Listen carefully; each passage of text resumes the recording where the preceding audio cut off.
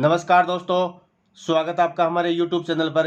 मैं विजेंद्र और आज आपके लिए लेकर आया हूँ एक शानदार प्रैक्टिस सेशन। जी हाँ दोस्तों, यह जो प्रैक्टिस सेशन है वो ITBP कांस्टेबल ट्रेडमैन वाले जो स्टूडेंट्स हैं उनके लिए काफ़ी इंपॉर्टेंट और यूजफुल साबित होने वाला है। तो दोस्तों, यह जो हमारा प्रैक्टिस सेशन नंबर 4 है, तो अभी तक हमने 3 प्रैक्टिस सेशन जो है वो कंप्लीट कर लिए हैं। तो अगर अभी तक आपने वो प्रैक्टिस सेशन नहीं देखे हैं तो वो आप देख लीजिए, जिससे आपको अंदाज़ा लग सके यानी कि क्वेश्चनों का क्या स्टैंडर्ड होता है ITBP कांस्टेबल ट्रेडमैन के अंदर। तो देखो, यह जो प्रैक्टिस सेशन जो है इसके अंदर हमने GS और हिंदी के टॉप 25 जो मल्टीपल चॉइस क्वेश्चन है उनके बारे में डिस्कस किया है।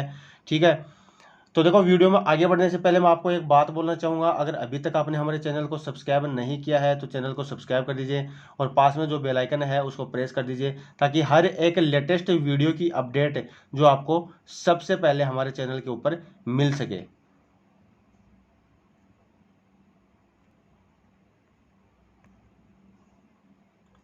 तो स्टूडेंट्स, अब बात कर लेते हैं हम हमारे पहले क्वेश्चन की। तो देखिए, पहला क्वेश्चन जो है वो हमारा क्या है, यानी कि कर्नाटक भारत का आंशिक राज्य कब बना।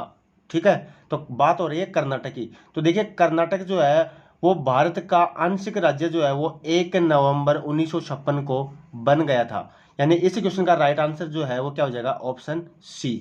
ठीक है, अब बात कर लेते हैं नेक्स्ट क्वेश्चन की। तो देखिए, नेक्स्ट क्वेश्चन क्या है, कौन सी गुफाएं बौद्ध धर्म, हिंदू धर्म, जैन धर्म के धार्मिक कला का सांस्कृतिक मिश्रण है।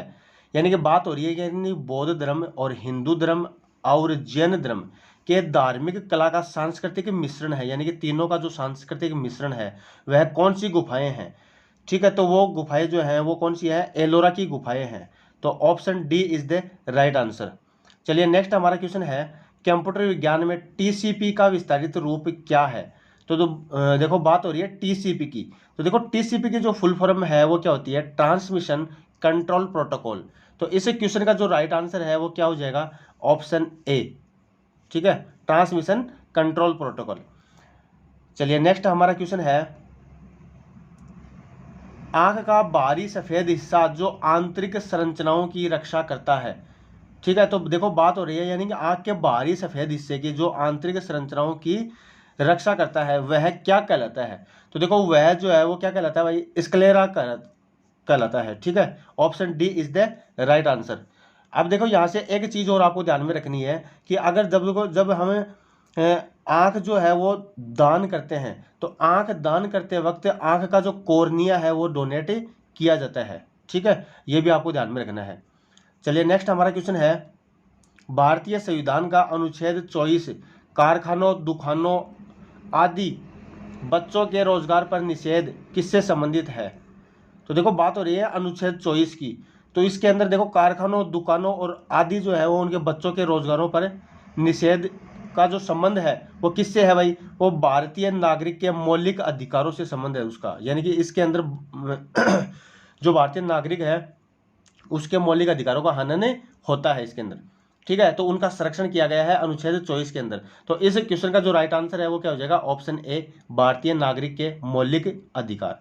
चलिए, नेक्स्ट हमारा क्वेश्चन है, as you like it, as you like it नामक किताब किसने लिखी। देखो, काफी इंपॉर्टेंट क्वेश्चन है भाई, काफी इंपॉर्टेंट क्वेश्चन है। यह क्वेश्चन आपको हर एक एग्जाम में मिल जाएगा, यानी कि बुक और जो ऑथर जो है, ठीक है, बुक और ऑथर जो है उनसे संबंधित क्वेश्चन हर एक एग्जाम के अंदर आपको मिल जाएगा। तो आप जितनी भी इंपॉर्टेंट बुक है और उनके जो लेखक है वो आप याद कर लीजिए।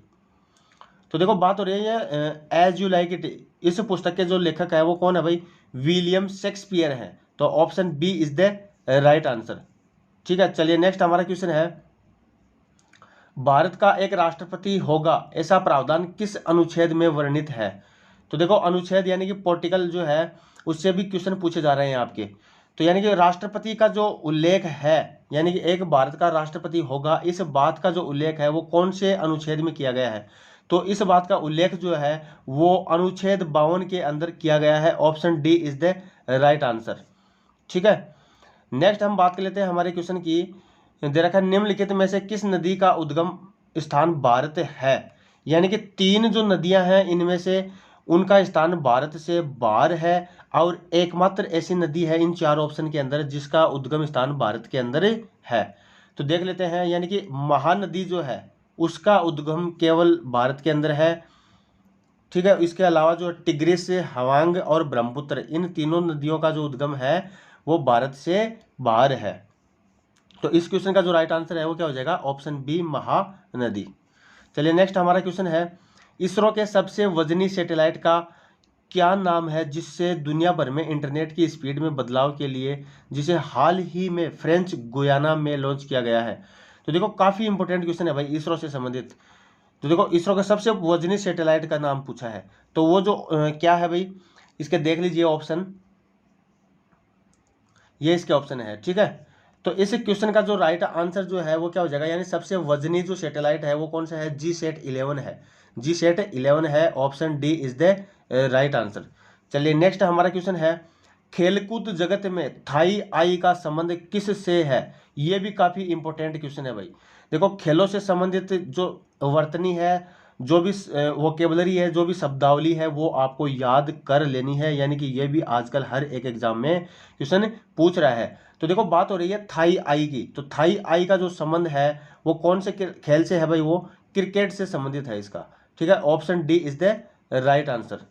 चलिए नेक्स्ट हमारा क्वेश्चन है, इंटरपोल का मुख्यालय कहाँ पर है। ये भी बढ़िया क्वेश्चन है, यानी कि आप लगभग मुख्यालय जो है वो आप याद कर लेते हो, लेकिन इंटरपोल जो है वो आपके फिर भी दिमाग से निकल जाता है, तो ये क्वेश्चन भी फिर भी इंपॉर्टेंट बन जाता है। तो इंटरपोल का जो मुख्यालय है वो कहाँ पर है, लियोन्स शहर में है भाई। Option A is the right answer, lions. तो देखो दोस्तों, यानी कि आपका जो भी 15 क्वेश्चन जो है वो किसके हैं, जनरल अवेयरनेस के हैं, और 10 क्वेश्चन जो है वो किसके हैं, जनरल हिंदी के हैं, जो ऑप्शनल रहेंगे आपके जनरल इंग्लिश और हिंदी के अंदर। तो आपका जो भी स्कोर आता है वो भी आप कमेंट में करते रहना, यानी कि आपके 15 के अंदर 15 के आपके कितने क्वेश्चन आपके सही हो रहे हैं। ठीक है, चलिए नेक्स्ट हमारा क्वेश्चन है, विश्व मानवाधिकार दिवस कब मनाया जाता है। तो देखो दोस्तों, यानी कि अब जो हाल ही में जो एग्जाम ट्रेंड में हैं उनके हिसाब से मैंने ये प्रैक्टिस सेशन आपको उपलब्ध करवाया है, यानी कि हर एक एग्जाम के अंदर यानी कि डे भी पूछते हैं, बुक भी पूछते हैं। ठीक है, और जो मतलब मुख्यालय वगैरह है ये भी पूछते हैं, तो उसके हिसाब से मैंने ये प्रैक्टिस सेशन आपको उपलब्ध करवाया है। तो देखो इस क्वेश्चन के अंदर बात हो रही है विश्व मानवाधिकार दिवस की, तो विश्व मानवाधिकार दिवस जो है वो कब मनाया जाता है, इसके ऑप्शन देख लीजिए आप। ठीक है, तो देखो विश्व मानवाधिकार दिवस जो है वो 10 दिसंबर को बनाया जाता है, option A is the right answer.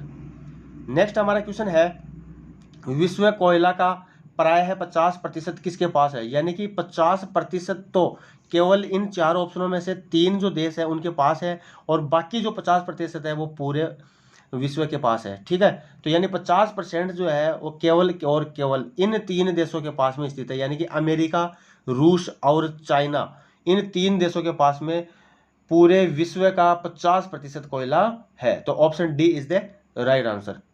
Next हमारा क्वेश्चन है, एनीमिया के संबंध में निम्नलिखित में से कौन सा एक कथन असत्य है। तो देखिए यहाँ पे क्वेश्चन के अंदर एक चीज छुपी हुई है, यानी कि कौन सा कथन असत्य है।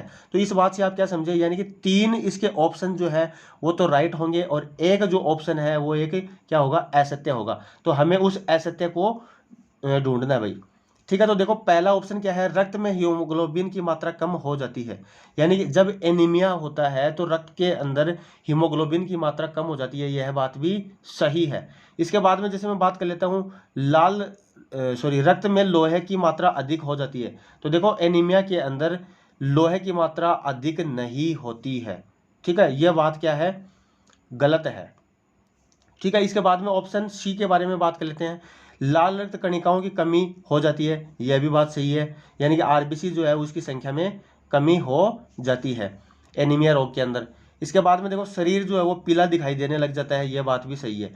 तो देखो इस क्वेश्चन के अंदर यानी कि ए, सी और डी, ये 3 ऑप्शन जो है ये तो क्या है, एकदम करेक्ट है, यानी कि सत्य कथन है, लेकिन ऑप्शन बी है जो वो एक असत्य कथन है। तो यही हमें पूछा है, तो इस क्वेश्चन का जो राइट आंसर है वो क्या हो जाएगा, ऑप्शन बी। समझ गए होंगे आप। अब नेक्स्ट हमारा क्वेश्चन है, दिसपुर किस देश की राजधानी है। तो देखो दिसपुर जो देश नहीं है वो राज्य की राजधानी है, यहाँ पे देश की जगह आप राज्य कर लीजिए।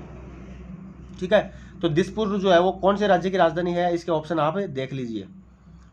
ठीक है। अब देखिए दिसपुर जो है वो असम की राजधानी है। Option B is the right answer. तो देखो दोस्तों ये थे हमारे top 15 multiple choice question general awareness के। अब हम बात कर लेते हैं हमारी जो नेक्स्ट कैटेगरी है जनरल हिंदी। इसके भी आपके सिलेबस के अकॉर्डिंग 10 क्वेश्चन होंगे, तो उनके भी हम बात कर लेते हैं। तो देखिए पहला हमारा क्वेश्चन क्या है, त्यागपत्र उपन्यास के उपन्यासकार कौन है, यानी कि त्यागपत्र जो उपन्यास है वो किसके द्वारा रचित है। तो यह जो उपन्यास है वो जैनेन्द्र के द्वारा रचित है। Option B is the right answer. चलिए नेक्स्ट हमारा क्वेश्चन है, तरनी तनुजा तट तमाल तरुवर बहुछाए में कौन सा अलंकार है। अब यहाँ पे आपको एक चीज नजर आ रही होगी, यानी देखो तय जो शब्द है, यानी तय तय तय और तय, इस शब्द की पुनरावृत्ति, यानी इस लेटर की, शब्द तो नहीं बोल सकते हम, इस लेटर यानी एक जो इंग्लिश के अंदर लेटर बोल देते हैं, आप जो भी समझ रहे हो, उसकी जब बार बार रिपीटेशन हो रहा है यानी कि पुनरावृत्ति हो रही है, तो यह जो है वो कौन से अलंकार के अंदर होता है भाई, यह अनुप्रास अलंकार के अंदर होता है। Option A is the right answer. चलिए नेक्स्ट हमारा क्वेश्चन क्या है, उच्च प्राथमिक स्तर पर व्याकरण शिक्षण की सर्वाधिक उचित विधि है। यानी देखो उच्च प्राथमिक स्तर की बात हो रही है, तो इसके ऊपर जो शिक्षण की जो सर्वाधिक उचित विधि जो है वो क्या है, आगमन विधि है। Option B is the right answer. चलिए नेक्स्ट हमारा क्वेश्चन है, इन प्रत्यय का प्रयोग किस शब्द में हुआ है। बढ़िया क्वेश्चन है भाई। इन प्रत्यय का उपयोग जो है कौन से शब्द में हुआ है, वो हुआ है पुजारिन में हुआ है। Option A is the right answer. जो भी आपको क्वेश्चन नहीं समझ में आ रहा है, उसके ऑप्शन नहीं समझ में आ रहे हैं, तो आप वीडियो को पॉज करके चारों ऑप्शनों के बारे में एनालिसिस कर सकते हो, यानी कि कौन सा इसका होगा और कौन सा नहीं होगा। नेक्स्ट हमारा क्वेश्चन है, वर्तनी के अनुसार शुद्ध शब्द शब्द का शुद्ध रूप चुनिए। यानी कि शुद्ध रूप आपको चुनना है चार ऑप्शन के अंदर। तो देखिए पुरस्कार जो है वो पुरस्कार नहीं होता है। इसके बाद में पुरस्कार जो है ये से नहीं आएगा इसके अंदर, ये भी गलत है। इसके बाद में पुरस्कार भी नहीं होता है, इसके अंदर ऊ की मात्रा दे रखी है, ये भी नहीं होगा। इसका डी ऑप्शन देख लेते हैं। डी ऑप्शन में क्या दे रखा है, पुरस्कार दे रखा है, इसमें से भी क्या दे रखा है, ये वाला दे रखा है, तो यही हमारा राइट आंसर हो जाएगा, ऑप्शन डी। चलिए नेक्स्ट हमारा क्वेश्चन है, संज्ञा का प्रकार नहीं है। तो देखो संज्ञा का प्रकार जो है वो नहीं है। कौन सा नहीं है भाई, देखो व्यक्तिवाचक भी संज्ञा होती है, जातिवाचक भी संज्ञा होती है और भाववाचक भी संज्ञा होती है। तो संज्ञा तो है वो कौन सी नहीं होती, देशवाचक जो है वो एक संज्ञा नहीं होती है। Option C is the right answer. Next question है, कार्य शब्द का तद्भव रूप बताइए। यानी कार्य का जो तद्भव रूप है वो क्या होता है, काज होता है। Option D is the right answer. Next हमारा क्वेश्चन है, निम्न प्रश्न में सही मुहावरा लोकोक्ति चुनिए। यानी कि या तो मुहावरा या लोकोक्ति सुनना है सही जो। तो देखो क्या दे रखा है, आए थे हरि भजन को ओटन लगे कपास। यानी कि काम जो आए थे उसके अलावा हम काम करने लगे। तो इसका जो राइट सही जो है आंसर है वो क्या हो जाएगा, यानी कि मुसीबत में फंसना। यानी कि काम तो कुछ और आए थे और फंस गए किसी काम में। तो इस क्वेश्चन का जो राइट आंसर है वो क्या हो जाएगा, मुसीबत में फंसना। Option B. नेक्स्ट हमारा क्वेश्चन है, रस के कितने अंग होते हैं। तो देखिए रस के जो अंग हैं वो कितने होते हैं, 4 अंग होते हैं। Option B is the right answer. Next और आज के इस सेशन का लास्ट क्वेश्चन, अनुरक्त का विलोम शब्द। यानी कि अनुरक्त जो है उसका विलोम शब्द जो है वो क्या होता है, यानी अनुरक्त का विलोम शब्द विरक्त होता है। Option B is the right answer. तो दोस्तों ये थे हमारे टॉप 25 मल्टीपल चॉइस क्वेश्चन, जिसके अंदर 15 क्वेश्चन हमारे जनरल अवेयरनेस के थे और 10 क्वेश्चन जनरल हिंदी के थे। तो उम्मीद करता हूं दोस्तों यह जो हमारी सिलेक्शन जो है, यानी कि 25 क्वेश्चनों का जो सिलेक्शन है वो आपको काफ़ी पसंद आएगा। अगर पसंद आता है तो अपने जितने भी ITBP वाले जो स्टूडेंट हैं उनके साथ में यह शेयर करना नहीं भूलें। धन्यवाद दोस्तों।